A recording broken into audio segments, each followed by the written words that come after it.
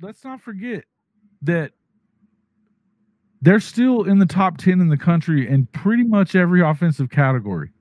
I was just going to say, Jason, you're top seven. You're top seven. Yeah, Dylan Gabriel is only a Heisman candidate, for a reason.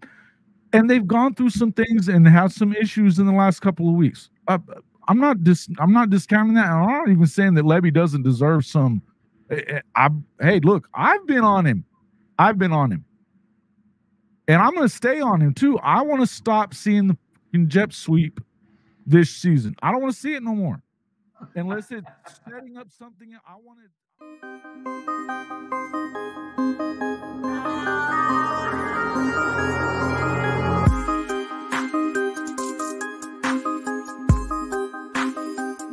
Let's go!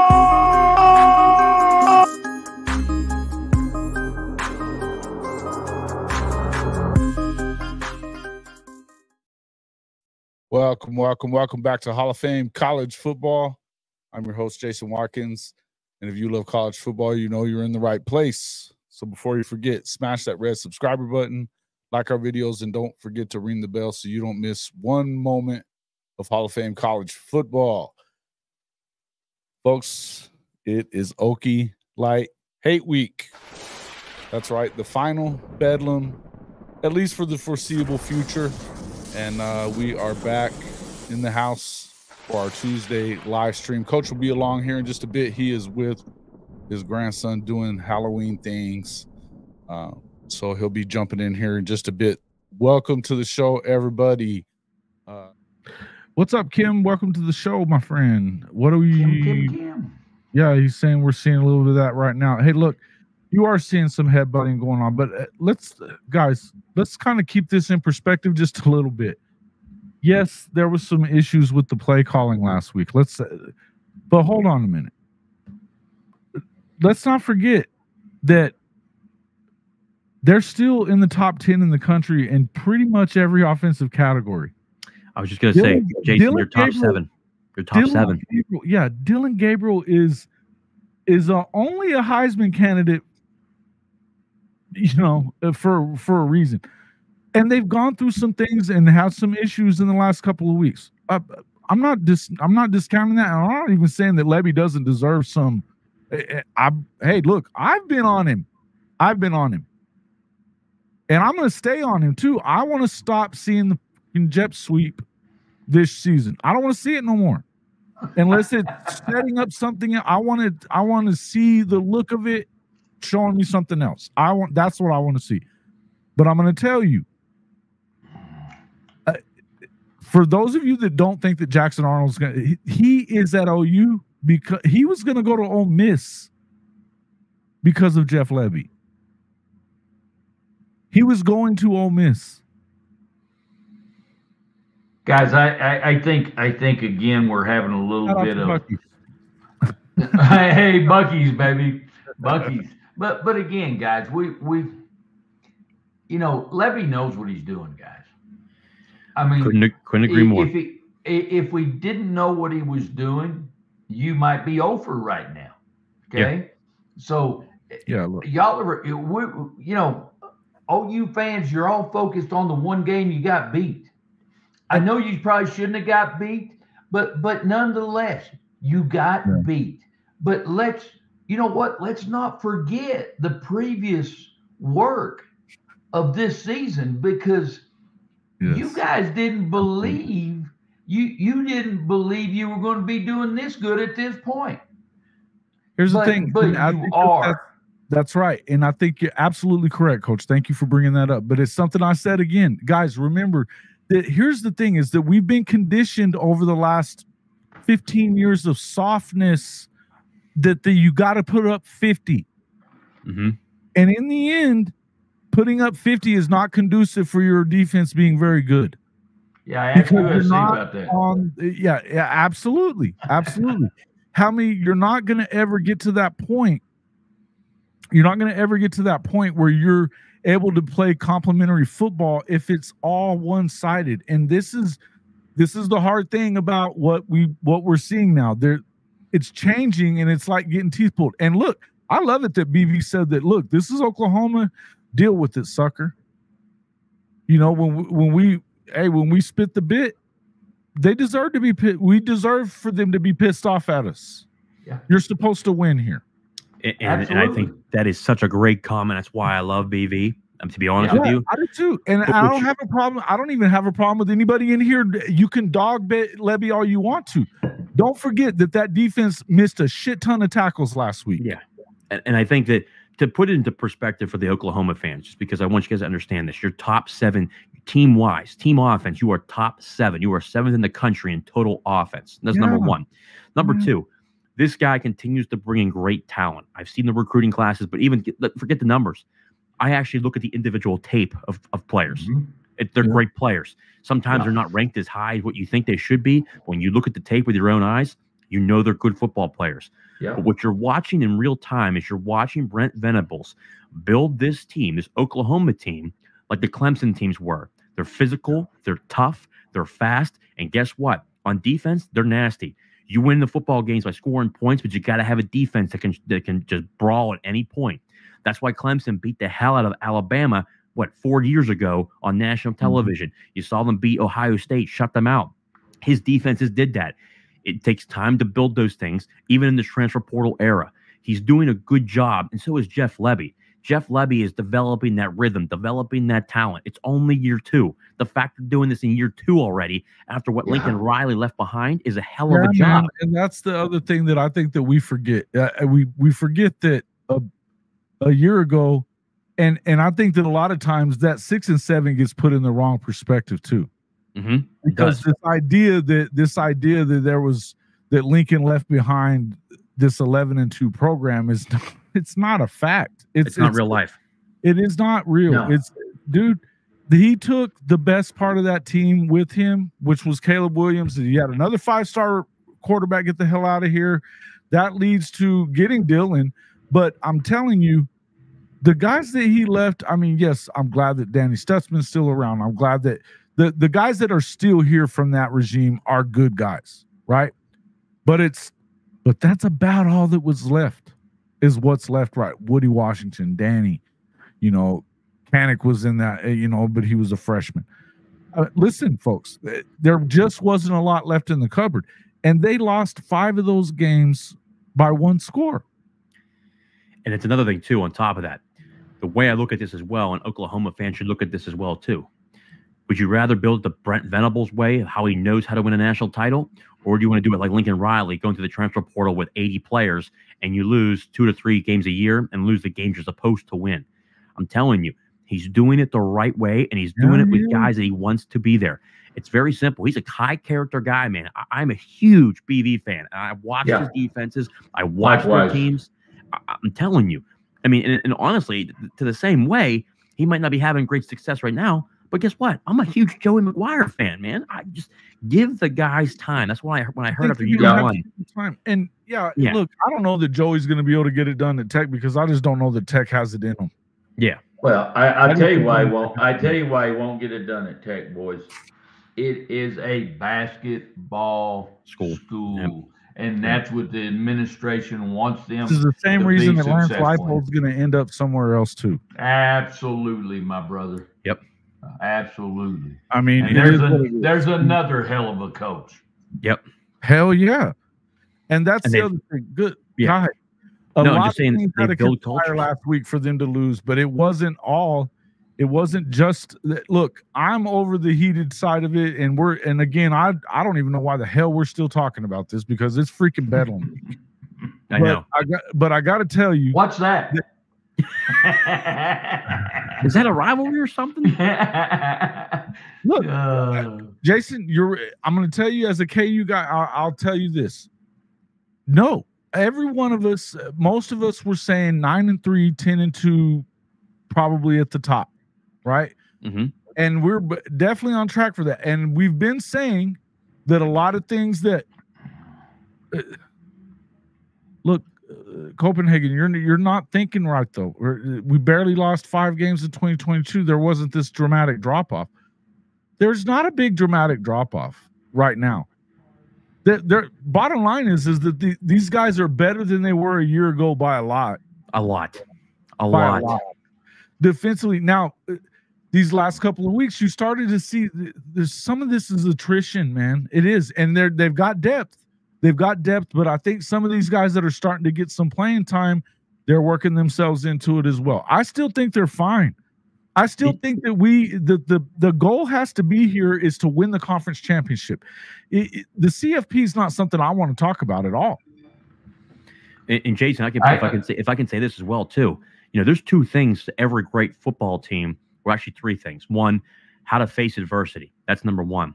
Number two, how to win. Number three, how to sustain winning.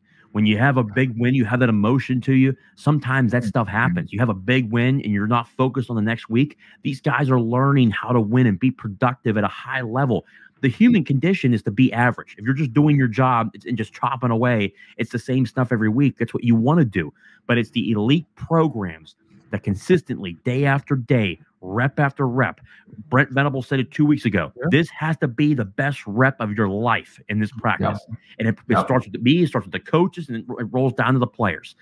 It takes time. You got to be patient with it. Oklahoma is a hell of a football team. Just be patient. Don't go after guys. Stay focused. Stay supportive. These guys know what they're doing. They're going to be a good football team. Trust me. Yep. And you know, I have to tell you, just everything you were talking about, JJ. You know, we're going through the very same thing at the University of Notre Dame, guys. Yeah. We got a young coach, hell of a coach, and a hell of a coach. And some of the things you were just talking about was, you know, every rep's got to be your best rep, and I mean, just that whole thing. Great coaches do great things, but again, you know, you don't think we're getting questioned about. You know, that's just, and I was pissed off at him too when we didn't have a defensive tackle in the game against Ohio State. Hell, as a fan, you get pissed off about that. And I was even more pissed off when he tried to make an excuse that sucked. Mm-hmm. But we're going through the same kind of thing, guys. But you know what? How many college football teams are there, guys, at the level we're talking about? What Power 5, in Power 5, like 80, 90, something like that? 89, 92, something like that. Okay, so, and guys, you know, the committee just got together. Yeah. Are you in the top 10? Yep. You know, enjoy it a little bit, that, by the way, a little bit. Yeah, here's the deal. Bottom line, and here's, I want to highlight two comments. First one, this one, that Jet said. The cupboard was empty, and the biggest part that I want to highlight is he cannot copy Bob's hiring and firing policy, yes. And I will agree with that 100% because yes. Look, as much as I respect Bob Stoops, he did not get it right all the time, folks. We all know this. He stopped being big game Bob long before he stopped coaching. That's just real. Mm-hmm. And I think too, and they would gag it up. And look, yeah. It's the softness started there, and then it got super freaking soft once Lincoln got there.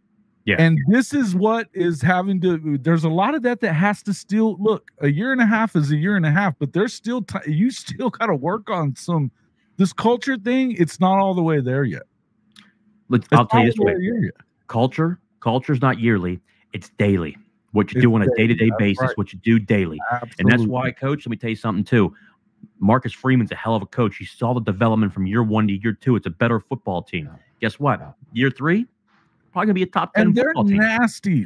Hey, look, if it hadn't been for a couple of little stupid things that you can chalk up to being new at the shit, a lot of it, right? Learning. If it hadn't been for, then they're right in the thick of this thing, and I don't know that there's a lot of teams that want to deal with Notre Dame right now.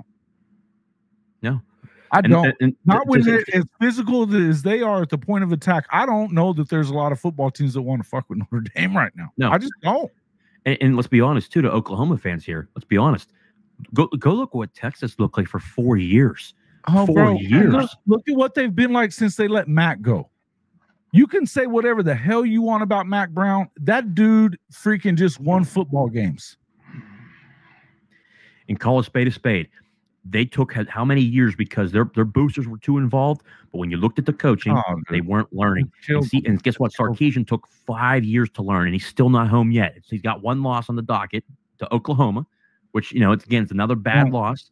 Guess what? At the end of the day, it took him 5 years to get there. Brent Venables is already in year two. Year two. Yeah, listen, again, I'm telling you, and I've said this, I'll say this again. I think that if they were to make it, if they get to the conference and win the conference championship, they're ahead of schedule. Period. They already are ahead of schedule. They already are. Probably anyway. I think you're right. But in the end, here's the other one that I wanted to highlight. There was one more here.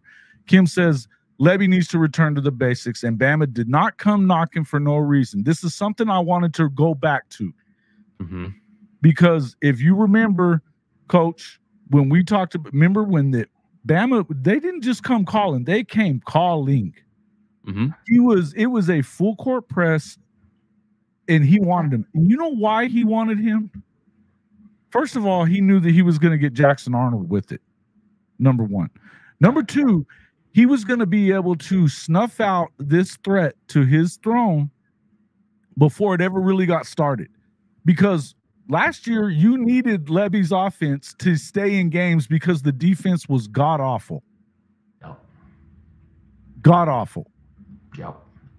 And the defense has regressed a little bit the last few games, and it's understandable why. They've had some injuries. There's depth there, but they've had some injuries. In the end, they're still not completely where they got to be. And but so this is where I still feel like you still have some of this hangover in the fan base too, of we're used to seeing great offense, perfect, 50, 50. That is not the shit that is conducive for you helping this defense be better. And I think that if anything that the offense was not good at last week, it was weren't staying on the field long enough. Yeah. Right. When they started looking like they were getting into it and it was they should have won the game, he ran the ball 15 times in a row. He knows what to do sometimes. I think that there's definitely some work that needs to be done on Lebby's part. I'm going to give you that. But I'm going to tell you this. They could have easily snuffed this whole thing out because, and you know why they wanted to do it, and you guys can go take this right back to your boy over there, OCF. They did that shit. Saban and Kirby were both trying to do it because they know that if you get this guy enough time to get his guys on the defense, that this team can beat everybody, just like they did at Clemson. Yeah. I'm telling you, he's building it the same way. He's building it the same way. Before it got to the SEC. And by cutting off one of his legs, which was Lebby in that offense, and taking away your 5 stars, and making them have to restart there, they were going to be able to hurt him. Right. And maybe get him fired before he ever got to the SEC. I don't care what anybody says. I promise you that's what was going on. Guys, we talked about that, right? Yeah, we did. Absolutely. But I'm going to say this, guys, that, guys, as fans, and I'm going to tell you, I've been on both sides of the equation. Today, I'm a fan. I'm a fan. Not coaching anymore. Although I am coaching my flag football team for my little grandson, which we won last night, 21-0. But guys, you can sit in your recliner on your couch, and you can call all kinds of plays. Monday morning quarterback. I'll give you that. That's right. And guys, and I'm not trying to be mean or rude to our fans.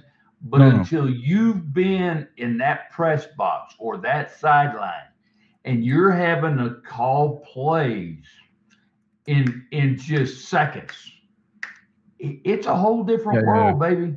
And I'm going to tell you, you talk about an asshole pucker up because you got to make some split-second decisions.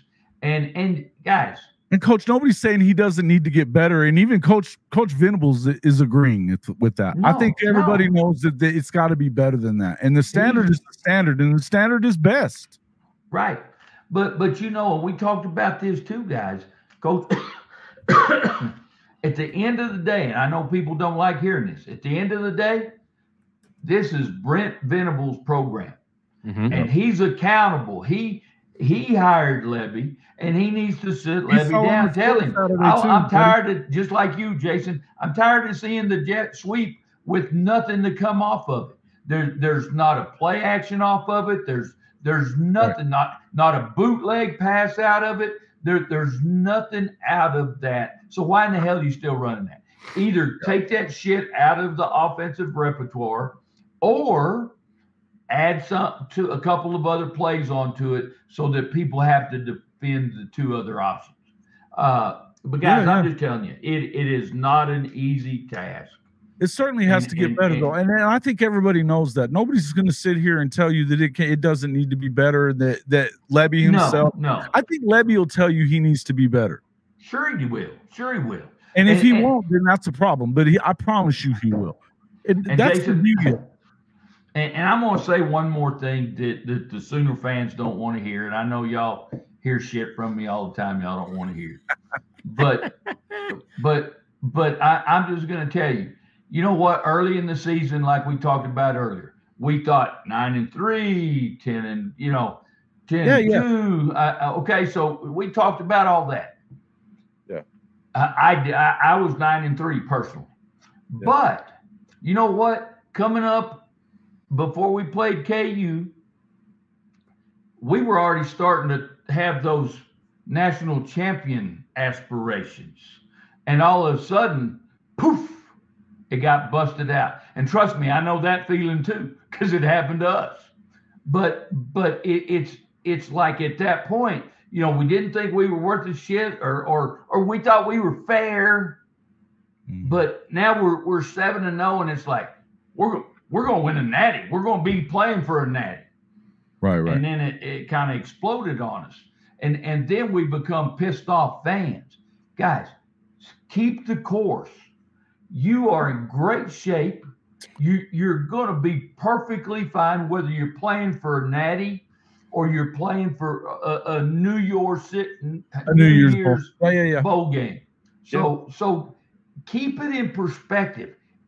It's year 25. 25 is the year, man. 25 is the year for us. I really believe that. And moving forward. I mean, I think we're about to see the good days of OU football when they were, you know, and I think it's back. I think it's going to come back.